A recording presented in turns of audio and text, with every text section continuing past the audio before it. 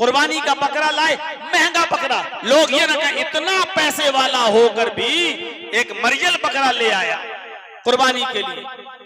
मेरे प्यारे साथियों, हम इसलिए खूबसूरत और जबरदस्त तगड़ा लंबा चौड़ा जानवर खरीद के ला रहे हैं ताकि लोग ये ना कहें कितना अमीर होकर कितना बेकार किस्म का जानवर ज़िबा कर रहा है। हम इस डर की वजह से हम कुर्बानी का जानवर दूसरे अच्छे किस्म का ला रहे हैं ताकि लोग न कहें लन यनालल्लाह लुहूमुहा वला दिमाउहा वलाकिन यनालुहु तक़वा मिनकुम। तुम जो कुर्बानी करते हो उसका गोश्त और उसका खून अल्लाह के पास नहीं पहुंचता, बल्कि वो तुम्हारे दिलों का तक़वा देखता है, तुम्हारे दिलों की परहेजगारी देखता है कि तुम किस नीयत से कुर्बानी कर रहे हो, तुम्हारे दिल में नीयत क्या है। अब एक चीज और समझने की कोशिश कीजिएगा, अल्लाह ने अमल करने के लिए भी नहीं कहा, ये नहीं कहा ईमान लाओ और अमल करो, नहीं। अमले सवाले, आप कितनी भी नमाजें पढ़ लीजिए, कितने भी रोजे रख लीजिए, अगर उन नमाजों में उन रोजों में सालिहियत नहीं है, इखलास नहीं है, तो आपकी वो नमाज और आपके वो रोजे आपके मुंह पे मार दिए जाएंगे। शनिचर को आप मस्जिद में नहीं आए, इतवार को नहीं आए, सोम को नहीं आए, मंगल को नहीं आए, बुध को नहीं आए, जुमेरात को भी आप नहीं आए, जुमे में अगली सफ में बैठे हुए हैं आप, सऊदी अरब का रुमाल डालकर पहली सफ में आ गए, माशाअल्लाह, जुमे के दिन पहली सफ में बैठे हैं। लेकिन जुमे के दिन नमाज पढ़ने आए भी तो ये सोच के आए कि यार जुमे की नमाज भी अगर नहीं पढ़ेंगे तो मोहल्ले वाले ये कहेंगे कि देखो कितना कमीना इंसान है, जुमे तक की नमाज नहीं पढ़ता, अरे कितना बड़ा पाखंडी है, जुमे तक की नमाज नहीं पढ़ता। मेरे भाइयों, आपने जुमा पढ़ा जरूर है लेकिन आपका कबूल नहीं होगा, क्योंकि इस जुमे के दिन की नमाज में भी इखलास नहीं था, नेक नियति नहीं थी। आपने जुमे की नमाज तो पढ़ी है, अमल तो किया है, लेकिन अमले सवाले नहीं किया। ऐसी नमाज को अल्लाह मुंह पे मार देगा।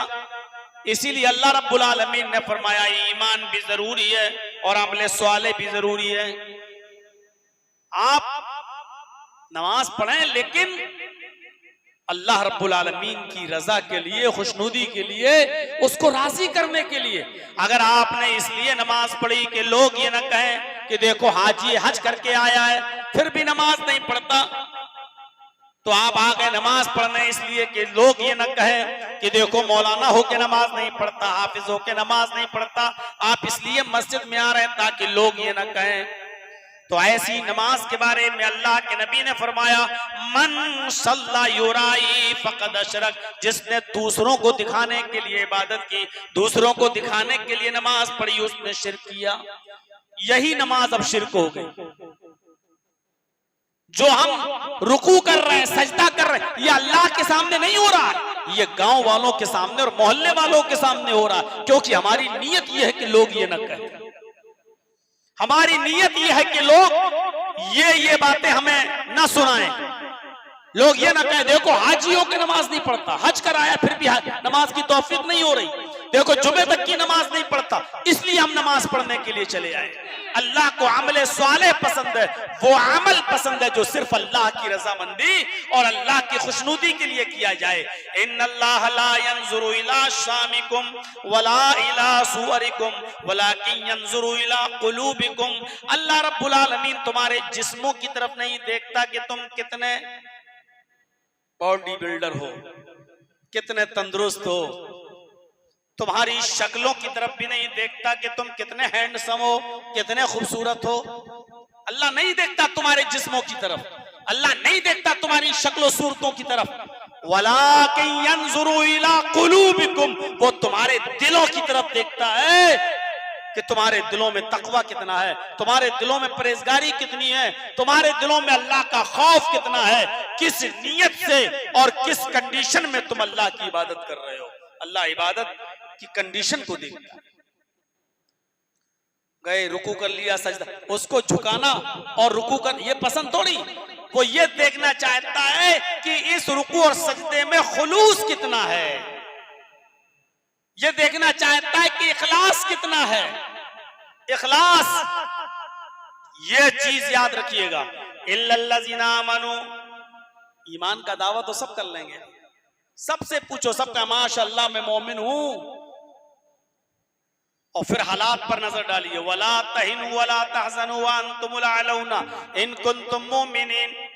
अल्लाह ने मोमिनों से तो ये वादा किया कि मोमिनों तुम गम ना करो, मोमिनों तुम परेशान ना हो जाओ, मोमिनों तुम मायूस ना हो जाओ, तुम्हें दुख और गम करने की जरूरत नहीं, तुम ही साहिब हुकूमत रहोगे। वो अंतुमुल अलौन, तुम ही सबसे बुलंद रहोगे, तुम्हें हुकूमत तुम्हारे कदम चूमेगी, तुम्ही को इज्जत मिलेगी, तुम्ही को सरबुलंदी मिलेगी। इन कुंतुम मोमिनीन, अगर तुम मोमिन हो तो हमें इज्जत मिल रही है, हमें बुलंदी मिल रही है। कहां है इज्जत? आज जो चाहता है तुम्हें रस्सी से बांधकर, दरख्त से बांधकर, पेड़ से बांधकर तुम्हारी लिंचिंग कर देता है, मार देता है। जो चाहता है आज हमारा मजाक उड़ा रहा है, जो चाहता है आज हमारे साथ जैसा सलूक करना चाहता है वैसा कर लेता है। बल्कि मैं तो ये कहूंगा कि कायनात के किसी दौर में मुसलमान इतना जलील, इतना रुस्वा नहीं था जितना आज के इस दौर में मुसलमान जलील है, रुस्वा है। ज़ुरिबत अलैहिम ज़िल्लतु वल मस्कना, कायनात की किसी दौर में इतना जलील नहीं था जितना आज के इस दौर में मुसलमान जलील है। और सिर्फ भारत के अंदर ही नहीं, दुनिया के किसी भी खित्ते में आप चले जाइए, मुझे बता दीजिए कि मुसलमान कहां चैन और सुकून के साथ है। इसका मतलब यह है कि अगर ईमान हमारे अंदर होता तो इज्जत हमारे पास होती। आज इज्जत हमारे पास नहीं है तो इसका मतलब यह है कि ईमान आज हमारे पास नहीं। दावा है हमारा, दावे से क्या होता है? दावा तो मुनाफिक भी करते थे, और हम और आप क्या दावा करेंगे? मुनाफिक दावा करते थे, क्या कहते थे? आलू नशहदु इन्नका लरसूलुल्लाह। मुनाफिक कहते थे, सूरह मुनाफिक पढ़ो, इज़ा जाअकल मुनाफिकून क़ालू नशहद, वो कहते थे, गवाही देते थे मुनाफिक, इन्नका लरसूलुल्लाह, आप तो अल्लाह के रसूल हैं। और दावा कितना मजबूत, इन्ना भी, और इन्ना की खबर पर लाम भी दाखिल है। जो लोग अरबी जानते हैं उनको अच्छी तरीके से मालूम होगा। गौर करो उनका दावा कितना मजबूत था। वो ये नहीं कहते थे आप अल्लाह के रसूल हैं, वो कहते थे इन्नका लरसूलुल्लाह, यकीनन हर हाल में हम दिल की गहराइयों से गवाही देते हैं कि आप अल्लाह के रसूल हैं। जबकि अल्लाह रब्बुल आलमीन ने क्या कहा? वल्लाहु यशहदु इन्नल मुनाफिकीन लकाज़िब, अल्लाह गवाही देता है कि मुनाफिक झूठे हैं। अल्लाह ने भी इन्ना के साथ कहा और इन्ना की खबर पर लाम दाखिल, वल्लाहु यशहदु इन्नल मुनाफिकीन लकाज़िबून, अल्लाह भी गवाही देता है कि मुनाफिक झूठे हैं। गौर करो, हम भी दावा करते हैं कि हम मोमिन हैं, मुनाफिक भी दावा करते थे कि आप अल्लाह के रसूल हैं, लेकिन वो दिल से अल्लाह के रसूल को रसूल नहीं मानते थे। आज हमारे पास भी ईमान दिल से नहीं है, दिल से नहीं है। अभी यहां आए हैं, उंगली से उंगली मिला ली, कदम से कदम मिला लिए, टखने से टखना मिला लिया, कदम से कदम मिला लिया, कांधे से कांधा मिला लिया, नमाज पढ़ ली, चले गए, और बस से बाहर निकले तो फिर वही हालत, ना आपका सलाम हमसे, ना हमारा सलाम आपसे। मस्जिद से बाहर निकले, वही गीबत, वही चुगली, वही बुराई, वही हसद, वही कीना, वही अनाद, वही दुश्मनी हमारे दिलों में। फिर आए किस लिए थे? फिर कदम से कदम क्यों मिलाए थे? टखने से टखना क्यों मिलाए थे? अगर नफरतों की दीवारें नहीं गिरा सके तो फिर मस्जिद में आए क्यों थे? नमाज ही पढ़ना था तो घर पे पढ़ लेते। मस्जिद में बुलाने का मकसद और जमात के साथ नमाज पढ़ने का मकसद ये था कि नफरतें दूर हों, कदूरतें दूर हों, एक दूसरे के हालात पूछो, एक दूसरे की खैरियत पूछो। अगर कोई परेशान है तो उसकी मदद करो, कोई बीमार है तो उसकी इयादत के लिए जाओ। अगर कोई कहे कि हमारा पड़ोसी इसलिए मस्जिद में नहीं आया क्योंकि वो हॉस्पिटल में एडमिट है, तो जाओ उसकी इयादत करो। इसलिए जमात फर्ज की गई थी और इसलिए जमात का निफाज किया गया था, ताकि आप और हम एक दूसरे के हालात मालूम कर सकें और एक दूसरे की खैरियत मालूम कर सकें। लेकिन नमाज पढ़ने के बाद भी कदूरत, हसद और कीना हमारे दिलों से नहीं निकला तो क्या फायदा? इल्लल्लज़ीना आमनू व अमिलुस सालिहात, ईमान भी जरूरी और अमल सालिह भी जरूरी है दोनों। व तवासौ बिल हक़ व तवासौ बिस सब्र, हक बात बहुत तहजीब के दायरे में कह देना, और हक बात कहना तो ये सोच लेना कि परेशानियां आएंगी। हक और सब्र दोनों को इसीलिए जोड़ा है। हक बात की जो वसीयत करते, तलकीन करते हैं एक दूसरे को, और हक बात कहने में जो परेशानियां आती हैं उस पर सब्र। हक भी कहना है और हक बात कहने में जो परेशानियां आए उस पर हमें सब्र भी करना है। अगर हक सब्र करने का कलेजा हो, दिल हो और गुर्दा हो तो आप हक बात कहिए, और अगर आप सब्र नहीं कर सकते तो हक बात कहना छोड़ दीजिए। फिर तो जैसी जिस आदमी को देखो उसके मुंह पे वैसी बात करो, जैसा देश वैसा भेष। फिर आप यह मत कहिए कि मैं हक से मोहब्बत करता हूं। इमामे मालिक रहमतुल्लाह अलैह का वो हक याद करो जब उन्होंने, उनके जमाने में जब बादशाह ने ये कहा था, किसी गरीब आदमी की खूबसूरत बीवी उसको पसंद आ गई थी बादशाह को, इमामे मालिक रहमतुल्लाह अलैह के जमाने में, और उसने अपने जमाने के तमाम मुल्ला मौलवियों को इकट्ठा करके कहा, मुझे बताओ वो फला आदमी की बीवी है, बड़ी खूबसूरत है, मुझे वो पसंद है, लेकिन वो आदमी अपनी मर्जी से तलाक नहीं दे रहा है।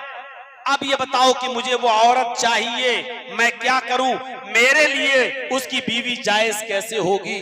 उस बादशाह ने जब ये कहा तो उस जमाने के सारे मुल्ला मौलवी मिल गए और बादशाह के लिए एक रास्ता निकाल दिया, और रास्ता ये निकाला कि अरे उसकी गर्दन पे आप अपने वजीरों से तलवार रखवा दें, मौत की धमकी दें, तलवार उसकी गर्दन पर रखवा दें और कहें कि तलाक दे रहा है या नहीं दे रहा है, अगर तलाक नहीं देगा तो गर्दन उड़ा दूंगा, तेरी बीवी इद्दत गुजारेगी बेवा होने के बाद, और फिर मैं उसके साथ निकाह कर लूंगा, नहीं तो खुशी खुशी तू तलाक दे दे। और यही हुआ, उस बादशाह के वजीरों ने तलवार उस गरीब आदमी के ऊपर रख दी और कहा कि अपनी बीवी को तलाक दे वरना तेरी गर्दन मारी जाएगी। उसने कहा भाई बीवी मेरी है और मुझे अपनी बीवी से कोई शिकायत नहीं, तो मैं तलाक क्यों दूं। कहा तेरी बीवी बादशाह को पसंद है, अगर तू तलाक नहीं देगा तो मैं तेरी गर्दन उड़ा दूंगा। वो डर गया, कांप गया, थर्रा गया, और उसकी बीवी भी कहने लगी तुम्हारी मौत से ज्यादा तुम्हारी जिंदगी मेरे लिए जरूरी है, लिहाजा तुम मुझे तलाक दे दो। मैं नहीं चाहती कि बादशाह के ये वजीर तुम्हारी गर्दन पे तलवार रखे हुए और ये हकीकत में कत्ल कर दें, इनका कुछ नहीं होगा क्योंकि इनकी पुष्टपनाही है बादशाह की इनकी ऊपर।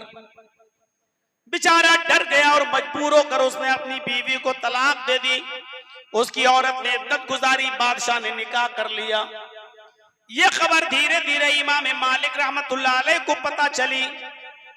इमाम मालिक सर पे कफन लपेट कर जुमे का खुतबा देने के लिए जाते हैं और अपनी बीवी से कहते हैं क्या है मेरी बीवी, मैंने सर पे कफन लपेट कर आज मैं मस्जिद की तरफ जा रहा हूं, हो सकता है अल्लाह ना करे लेकिन मुमकिन है कि मैं जिंदा वापस ना आऊं।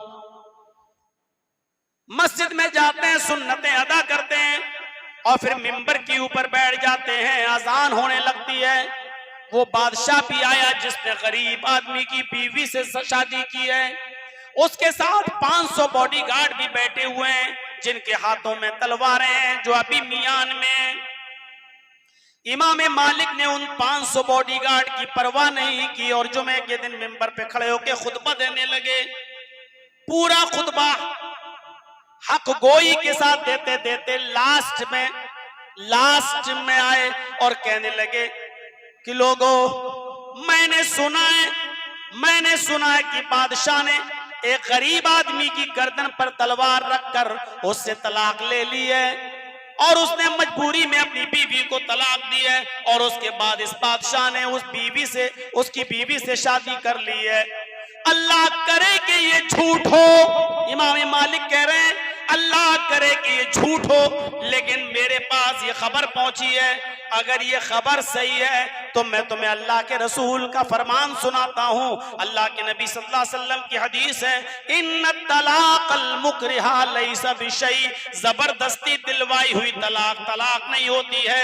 अगर किसी ने किसी की गर्दन पर तलवार रखकर उसको मजबूर कर दिया कि तलाक दे अपनी बीवी को, और बेचारा मौत के डर से मजबूरी में तलाक दे देता है, तो ये तलाक नहीं मानी जाती है। लिहाजा अगर ऐसी बात है तो वो तलाक ही नहीं हुई। लिहाजा बादशाह उस औरत के साथ जिनाकारी कर रहा है। गौर कीजिए, बादशाह के सामने ये खुतबा, 500 बॉडीगार्ड वहीं बैठे हुए हैं, सर पे अमामे की जगह पर कफन बंधा हुआ है। जुमे का खुतबा देने के बाद जब हटते हैं तो जिस चीज का डर था वही हुआ, उनको गिरफ्तार कर लिया गया। पहले तो बादशाह उनको अपने घर ले गया, उनके सामने अशरफियों की दीनारों दिरहमों की थैलियां फेंकी गई, यानी खरीदने की कोशिश की गई। लेकिन जब उन्होंने अपनी जबान से जुमला अदा किया कि जमीन के ऊपर और आसमान के नीचे अभी किसी माँ ने वो बेटा पैदा ही नहीं किया जो इमाम मालिक को खरीद सके। मैंने तो हदीस सुनाई है, इन्न तलाक़ल मुकरिहा लैसा बिशै। ऐ बादशाह सलामत, मैं आज भी वही बात कहता हूं कि जबरदस्ती दिलवाई हुई तलाक तलाक नहीं होती है। तो फिर उनको कोड़े मारे गए, हाथ शल पड़ जाते हैं, पैर टूट जाते हैं, नमाज का वक्त हो जाता है।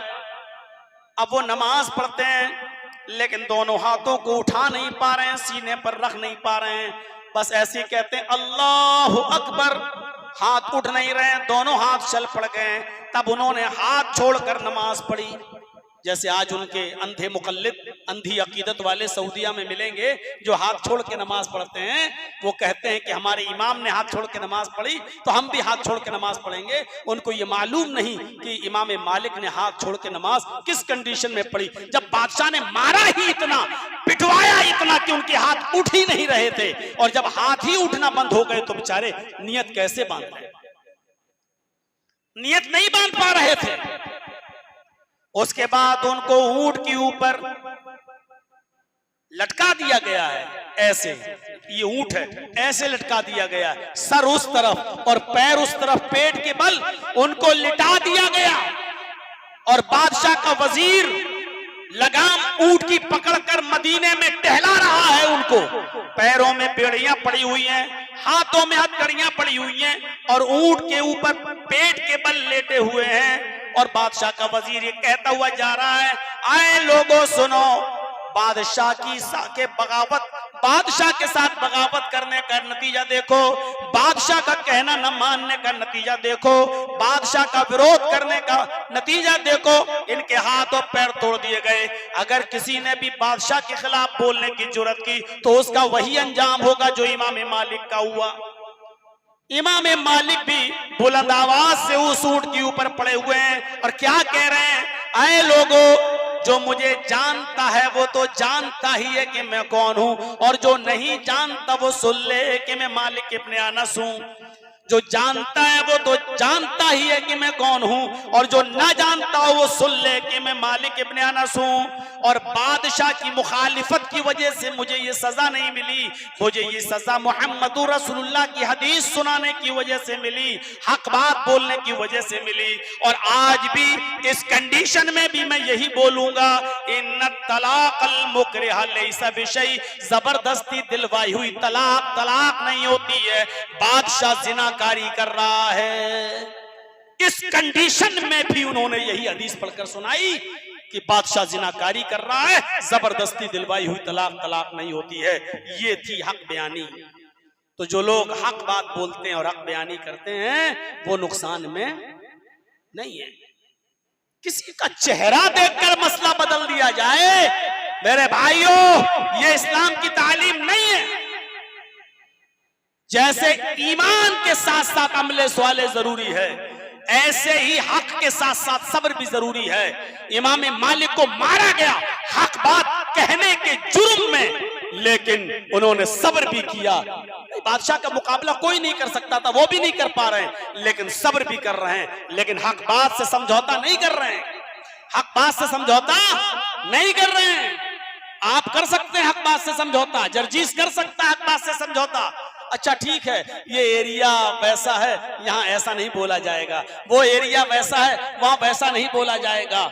सूद और ब्याज के खिलाफ तकरीर नहीं होगी जुमे में। जर्जी साहब मस्जिद के इमाम हैं, खतीब हैं, लेकिन हम सूद और ब्याज के खिलाफ खुतबा इसलिए नहीं दे रहे हैं क्योंकि जानते हैं कि मस्जिद का मुतवल्ली सूद खाता है, ब्याज खाता है। अगर सूद और ब्याज के खिलाफ खुतबा दे दूंगा तो मस्जिद का मुतवल्ली हमें निकाल देगा और मस्जिद से भगा देगा।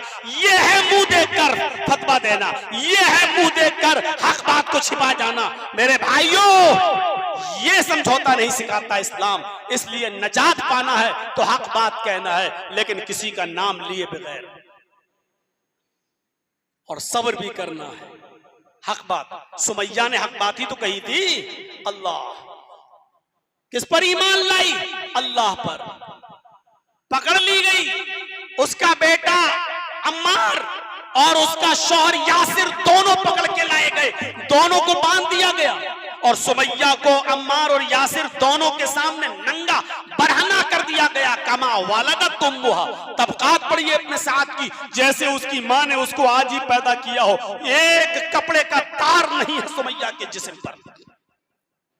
अबू जहल ने कहा, मानती है कि नहीं मानती? मोहम्मद के रब को छोड़ती है कि नहीं छोड़ती? कहती है नहीं। फिर अपने अंजाम देख, का अंजाम से मुझे क्या डराता है। उसने नेजा लिया और वो नेजा पूरा का पूरा हजरत सुमैया की शर्मगाह में दाखिल कर दिया। तबकात के अल्फाज है, वो नेजा इस तरफ से मारा और उस पार निकाल दिया शर्मगाह। पीछे से हाथ बंधे हुए थे, इसलिए वो दिफा भी नहीं कर सकती थी, नेजा हाथ से पकड़ भी नहीं सकती थी। जब नेजा उसकी शर्मगाह में दाखिल किया गया तो सुमैया की नजरें आसमान की तरफ उठी और कहा, सब्बित कदमैया अला दीनिक या रब या अरहमर राहिमीन। ऐ रहम करने वाले, ऐ अल्लाह, ऐ रब्बुल आलमीन, ऐ अरहमुर राहिमीन, मेरी मदद कर, मेरे कदम को मेरे दीन पर साबित रखना, यानी इसकी दी हुई तकलीफ कहीं मुझसे मेरा दीन न छीन बैठे। उस मौके पर भी वो ये नहीं कह रही अल्लाह मेरे ऊपर रहम फरमा, अल्लाह मेरी मदद फरमा, अल्लाह मुझे बचा ले इस मुसीबत से, ये दुआ नहीं कर रही है। वो दुआ ये कर रही है, सब्बित कदमैया अला दीनिक या अरहमर राहिमीन, ऐ अरहमुर राहिमीन, इसकी दी हुई तकलीफों से कहीं मेरा दीन न छूट जाए, कहीं मैं दीन न छोड़ बैठूं, मेरी मदद करना, मेरे कदम को मेरे दीन के ऊपर साबित रखना। इस मौके पर भी वो ये दुआ कर रही है कि अल्लाह मेरे कदम को मेरे दीन पर साबित रखना। कहा क्या है? अभी भी नहीं मानेगी। कहा नहीं। 2 ऊंट मंगाए अबू जहल ने, एक ऊंट का चेहरा पूरब की तरफ, एक ऊंट का चेहरा पश्चिम की तरफ। सुमैया का ये पैर इस ऊंट से बांधा, दूसरा पैर दूसरे ऊंट से बांधा, पीछे से हाथ बंधे थे, कोड़ा उठाया, कहा सुमैया एक ऊंट पूरब की तरफ भागेगा, एक ऊंट पश्चिम की तरफ भागेगा, तेरे जिस्म के 2 टुकड़े हो जाएंगे, चीर दी जाएगी बीच से। नजरें आसमान पे डालती और मुस्कुरा कर कहती है कि अबू जहल जल्दी से इन ऊंटों को कोड़ा मार, इन ऊंटों को पूरब और पश्चिम की तरफ, मशरिक और मगरिब की तरफ भगा। कसम है उस रब की जिसके कब्जे में मेरी जान है, मुझे जन्नत में जाने में उतनी ही देर लग रही है जितनी देर तू इन ऊंटों को भगाने में लगा रहा है। जितनी देर तू इन ऊंटों को भगाने में लगा रहा है उतनी देर मुझे जन्नत में जाने में लग रही है। मेरे बेटे जन्नत में देख रही हूं। क्या ललकार रही है अपने बेटे को कि कहीं इनका कदम फिसल ना जाए, कहीं मेरी तकलीफ को देखकर कहीं ये ईमान और इस्लाम से रिश्ता ना तोड़ लें। कहती है मेरे बेटे, मेरे शौहर, मैं जन्नत देख रही हूं, अल्लाह की कसम जन्नत की खुशबू मेरी नाक तक आ रही है। मेरे बेटे मैं जन्नत में दूध की नहरें देख रही हूँ, शहद की नहरें देख रही हूँ, नेमतें देख रही हूँ। मेरे पीछे पीछे मेरे नक्शे कदम पे चले आना। मेरे बेटो ईमान और इस्लाम के साथ कोई कंप्रोमाइज मत करना, समझौता मत करना। अबू जहल को गुस्सा आया कहने लगा कि मैं इन दोनों ही को तो सोच रहा था कि इनको अपनी तरफ खींच लूंगा, लेकिन इसने तो इनको भी मजबूत कर दिया। उसने उन ऊँटों को कोड़ा मार दिया, एक ऊँट पूरब की तरफ भागा, एक ऊँट पश्चिम की तरफ भागा और सुमैया बीच से चीर दी गई, 2 टुकड़े हो गए, लेकिन चेहरा सही सलामत बच गया और उस पर मुस्कुराहट थी। इब्न साद ने नकल किया है तबकात के अंदर, चेहरा बच गया, सुमैया के जिस्म के 2 टुकड़े पड़े हैं लेकिन चेहरा सही सलामत है, मुस्कुरा रही है। अबू जहल ने पत्थर उठाकर अपने सर पे मारना शुरू कर दिया। लोगों ने कहा क्या कर रहे हो? अबू जहल चीख कर कहता है सुमैया जीत गई, मैं हार गया, मरते वक्त भी मैं उसके चेहरे की मुस्कुराहट नहीं छीन सका, ये मेरी बदकिस्मती है, ईमान भी नहीं छीन सका, इस्लाम भी नहीं छीन सका, अरे मरते वक्त उसके चेहरे की मुस्कुराहट भी मैं नहीं छीन सका, मैं हार गया, सुमैया जीत गई। मेरे प्यारे साथियों, ये सब्र था सुमैया का, हक बात भी कहती रही और सब्र भी करती रही। सब्र का माना क्या है? सब्र का माना होता है मजबूत चट्टान।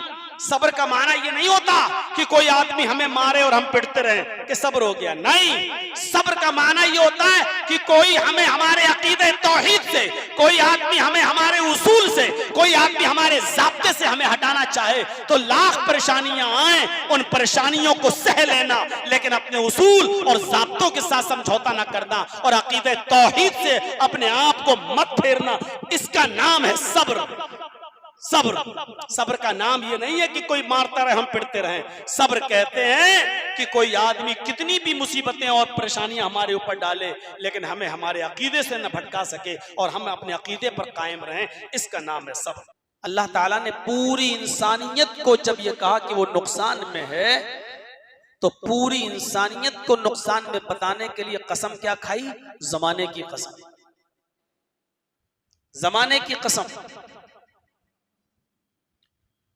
इमाम राजी रहमतुल्लाह अलैह ने लिखा है, अल्लाह ने जमाने की कसम यहां इसलिए खाई क्योंकि जमाना धीरे धीरे घुलता और पिघलता जा रहा है। मसलन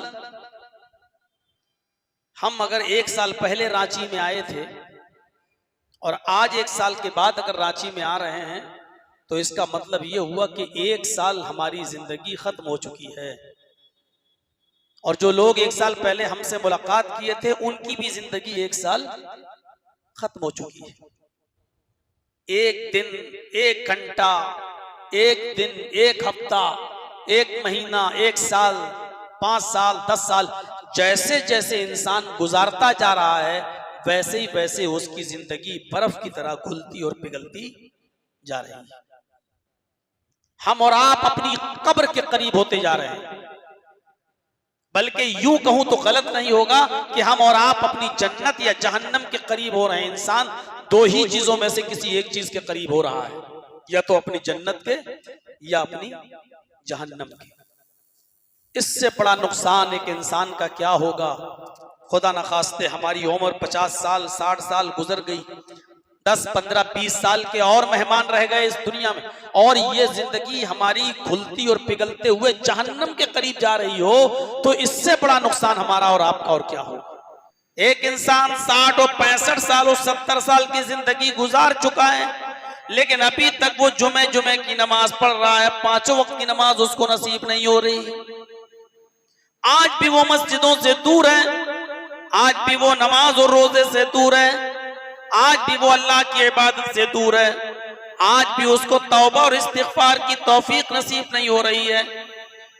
तो इस इंसान की जो जिंदगी गुजर चुकी है 70 साल, 65 साल, इस इंसान से बड़ा नुकसान में और कौन सा इंसान हो सकता है? इमाम राजी कहते हैं जैसे बर्फ धीरे धीरे पिघलता और घुलता जाता है, बर्फ के मुवाफिक इंसान की जिंदगी भी धीरे धीरे घुलती और पिघलती जा रही है। ये अपनी कब्र के करीब होता जा रहा है, अपनी जन्नत या अपनी जहन्नम के करीब होता जा रहा है। लड़का लड़की, बूढ़ा जवान, मर्द औरत, हिंदू मुस्लिम सिख ईसाई, अलगर्ज इंसानियत की जितनी भी कैटेगरीज और क्वालिटीज हो सकती हैं सब नुकसान के अंदर हैं। फिर जो लोग नुकसान में नहीं, अल्लाह रब्बुल आलमीन ने उनको मुस्तस्ना कर दिया। पहले तो कहा पूरी इंसानियत नुकसान में है, लेकिन ये लोग नुकसान से बचे हुए हैं। कौन लोग? इल्लल्लज़ीना आमनू, जो ईमान लाए, सिर्फ ईमान लाने वाले नहीं, वामिलुस सालिहात, और ईमान लाने के बाद जिन्होंने सालेह अमल किए, पहले ईमान फिर अमल सालेह, दो चीजें। वतवासौ बिल हक़्क़ि वतवासौ बिस सब्र, और एक दूसरे को हक की वसीयत करने वाले, हक की तलकीन करने वाले, और हक बात कहने में और हक पहुंचाने में जो तकलीफें और जो परेशानियां हैं, उन पर एक दूसरे को सब्र की तलकीन करने वाले, ये लोग नुकसान के अंदर नहीं है। यहां पर गौर करने की चीज यह है कि अल्लाह ने ईमान और अमले स्वाले को एक साथ बयान किया है, हक और सब्र को एक साथ बयान किया है। वतवासौ बिल हक़्क़ि वतवासौ बिस सब्र, हक और सब्र को एक साथ, और इल्लल्लज़ीना आमनू वअमिलुस सालिहात, ईमान और अमले स्वाले दोनों को एक साथ। नुकसान में कौन लोग नहीं है? जो ईमान लाए और अमले स्वाले किए। सिर्फ ईमान लाना काफी नहीं है, ईमान लाने के बाद हमें एंट्री तो मिल गई इस्लाम के अंदर, दाखिला तो हो गया, लेकिन हम मुकम्मल तौर पर इस्लाम के अंदर अभी इंटर नहीं हुए हैं, जब तक कि हम अमले सवाले नहीं करेंगे। आपको किसी रूम में दाखिल होने की चाबी तो मिल गई, लेकिन उस रूम में रखा हुआ सामान को इस्तेमाल करने की इजाजत अभी आपके पास नहीं है। बस यही समझ लीजिए कि हमने ईमान ले आए, कलमा पढ़ लिया, ईमान कबूल तो कर लिया, ईमान तो ले आए, लेकिन जब तक हम अमले स्वालेह नहीं करेंगे हमें नजात नहीं मिलेगी। नजात याफ्ता लोग कौन है? जो ईमान लाए और जिन्होंने नेक अमल किए। वरना ईमान लाने का दावा तो मुनाफिक भी करते थे। क्या अब्दुल्ला इब्ने उबय कलमा नहीं पढ़ता था? ला इलाहा इल्लल्लाह का इकरार नहीं करता था? वो भी इकरार करता था। तो ईमान और अमल स्वालेह दोनों लाजिम व मलजूम हैं। उसकी मिसाल यूं समझ लो कि जैसे हम मोबाइल इस्तेमाल करते हैं, तो मोबाइल बगैर सिम के आप इस्तेमाल नहीं कर सकते, और सिम को भी मोबाइल की जरूरत है। खाली सिम भी बेकार है जब तक हम उसको किसी मोबाइल में न डालें। मोबाइल भी जरूरी है, मोबाइल के लिए सिम जरूरी है, और सिम भी जरूरी है, लेकिन सिम के लिए मोबाइल जरूरी है। सिर्फ हमने महंगा से महंगा मोबाइल खरीद लिया, एप्पल का ले लो, आईफोन ले लो, 1.5 लाख का 2 लाख का मोबाइल ले लो, इतना महंगा मोबाइल आपने खरीद लिया, लेकिन बेकार है जब तक कि आप उसके अंदर सिम नहीं डालेंगे, आप बात नहीं कर सकते।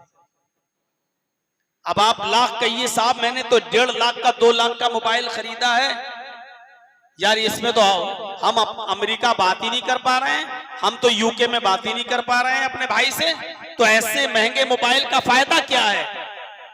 कहा जाता है आपसे कि उसमें सिम तो डालिए। जनाब, जब तक सिम नहीं होगी, और सिम भी नहीं, जब तक उस सिम में बैलेंस नहीं होगा, आप बात नहीं कर सकते। अब आप लाख कहिए, तो फिर ऐसे मोबाइल का क्या फायदा जनाब? जब हमने 1 लाख 1.5 लाख का मोबाइल लिया, उसके बावजूद सिम डालना पड़ रही है, तो ऐसे मोबाइल का क्या फायदा? आपकी बात बिल्कुल बेमकसद है, बेमाना है। आप महंगा से महंगा मोबाइल खरीद लीजिए, लेकिन उसके लिए सिम होना जरूरी है। बगैर सिम के आपका वो मोबाइल बेकार है। अब आप सिम ले लीजिए, सिम भले ही आप 20 रुपए में ले लीजिए, 50 रुपए की ले लीजिए, लेकिन अगर उसके अंदर पर्याप्त बैलेंस नहीं है, 150, 200, 500 रुपए, 1000 रुपए जब तक उसमें पड़े हुए नहीं है, आप बात नहीं कर सकते। लेकिन खाली सिम, और उसमें आपने 5000 का बैलेंस भर लिया, 10,000 रुपए का बैलेंस भर लिया, तब भी वो बेकार है। आप सिम को कान में लगा के हेलो हेलो करिए, आवाज नहीं जाएगी। अब आप कहिए साहब मैंने तो इसमें बैलेंस पड़वाया है, लेकिन आपकी ये सिम भी बेकार है, चाहे उसमें 10,000 का बैलेंस क्यों ना हो। जब तक उस सिम को मोबाइल में आप नहीं डालेंगे, सिम काम नहीं करेगी, आपकी बात नहीं होगी। आप समझ लिए ना, मोबाइल के लिए सिम जरूरी है और सिम के लिए मोबाइल जरूरी है। सिर्फ मोबाइल है, सिम नहीं तो बेकार। सिर्फ सिम कार्ड है लेकिन मोबाइल नहीं तो बेकार। इसी तरीके से अल्लाह रब्बुल आलमीन ने फरमाया इल्लल्लज़ीना आमनू व अमिलुस्सालिहात, जो ईमान लाए और जिन्होंने नेक अमल किए। ईमान भी जरूरी है और अमल सालेह भी जरूरी है। आप कुरान पढ़ जाइए, अल्लाह ने जहां पर भी अमल करने का हुक्म दिया है वहां अमल सालेह का भी हुक्म दिया है। अमल सालेह। अब एक चीज और समझने की कोशिश कीजिएगा, अल्लाह ने अमल करने के लिए भी नहीं कहा, ये नहीं कहा ईमान लाओ और अमल करो, नहीं। अमल सालेह, आप कितनी भी नमाजें पढ़ लीजिए, कितने भी रोजे रख लीजिए, अगर उन नमाजों में, उन रोजों में सालिहियत नहीं है, इखलास नहीं है, तो आपकी वो नमाज और आपके वो रोजे आपके मुंह पे मार दिए जाएंगे। शनिचर को आप मस्जिद में नहीं आए, इतवार को नहीं आए, सोम को नहीं आए, मंगल को नहीं आए, बुध को नहीं आए, जुमेरात को भी आप नहीं आए, जुमे में अगली सब में बैठे हुए हैं आप। सऊदी अरब का रुमाल डालकर पहली सब में आ गए, माशाअल्लाह, जुमे के दिन पहली सब में बैठे हैं। लेकिन जुमे के दिन नमाज पढ़ने आए भी तो ये सोच के आए कि यार जुमे की नमाज भी अगर नहीं पढ़ेंगे तो मोहल्ले वाले ये कहेंगे कि देखो कितना कमीना इंसान है, जुमे तक की नमाज नहीं पढ़ता। अरे कितना बड़ा पाखंडी है, जुमे तक की नमाज नहीं पढ़ता। मेरे भाइयों, आपने जुमा पढ़ा जरूर है लेकिन आपका कबूल नहीं होगा, क्योंकि इस जुमे के दिन की नमाज में भी इखलास नहीं था, नेक नियति नहीं थी। आपने जुमे की नमाज तो पढ़ी है, अमल तो किया है, लेकिन अमले सालेह नहीं किया। ऐसी नमाज को अल्लाह मुंह पे मार देगा। इसीलिए अल्लाह रब्बुल आलमीन ने फरमाया ईमान भी जरूरी है और अमले सालेह भी जरूरी है। तो ये था इख्तिसार के साथ दर्स कि ईमान और अमले सालेह ये दो चीजें बहुत जरूरी हैं नजात के लिए, और हक और सब्र ये दोनों जरूरी हैं। तो जो लोग नुकसान में नहीं हैं वो लोग कौन हैं? जो ईमान लाए, जिन्होंने अमले सालेह किए, जिन्होंने हर वक्त हक बात कही और हक बात कहने में जो परेशानी आई उस पर सब्र किए, ये लोग नुकसान में नहीं हैं। हम अल्लाह से दुआ करते हैं कि इलाहुल आलमीन तू हमें उन लोगों में शामिल फरमा दे जो खसारे में नहीं है, जो नुकसान में नहीं है। ऐ अल्लाह, सारी दुनिया नुकसान में है, तू हमें उस नुकसान से निकाल दे। ऐ अल्लाह, हमें मजबूत ईमान अपने अंदर पैदा करने की तौफीक अता फरमा, अमल सालेह की तौफीक अता फरमा। ऐ अल्लाह, हमें हक बात कहने की तौफीक अता फरमा और हक बात कहने में जो परेशानियां आए हम सबको उस पर सब्र करने की तौफीक अता फरमा। वमा अलैना इल्लल बलागुल मुबीन व आखिरु दावाना अनिल हम्दुलिल्लाहि रब्बिल आलमीन। चलते चलते गुजारिश आपसे ये है कि मेरे भाइयों, ये मस्जिद जो खातिमुल अंबिया के नाम से आप जहाँ बैठे हुए हैं और कमेटी इसकी जो बनी हुई है, तो आप इसका ताउन फरमाएं। नीचे का हिस्सा अभी बाकी है, उसको बनना है। जो अल्लाह के नबी सल्लल्लाहु अलैहि वसल्लम ने फरमाया कि मम बना लिल्लाहि मस्जिदन बनल्लाहु लहु बैतन फिल जन्नह, जो दुनिया में अल्लाह के लिए मस्जिद बनाएगा अल्लाह जन्नत में उसका घर तामीर करेगा, उसका घर बनाएगा। तो आपसे मेरी गुजारिश ये है कि मस्जिद खातिमुल अंबिया के लिए ज़्यादा से ज़्यादा आप ताउन फरमाएं, और अल्लाह से मेरी दुआ है कि बारे इलाह, इस घर को जो तेरे नाम पर बनाया जा रहा है तू ही इसको पाए तकमील तक पहुँचाएगा। ऐ अल्लाह, तू इसको पाए तकमील तक पहुँचा, और जो लोग इसमें बढ़ चढ़ कर हिस्सा लें उनको इसका पूरा पूरा अजर अजीम अता फरमा। सलामु अलैकुम व रहमतुल्लाहि व बरकातुहू।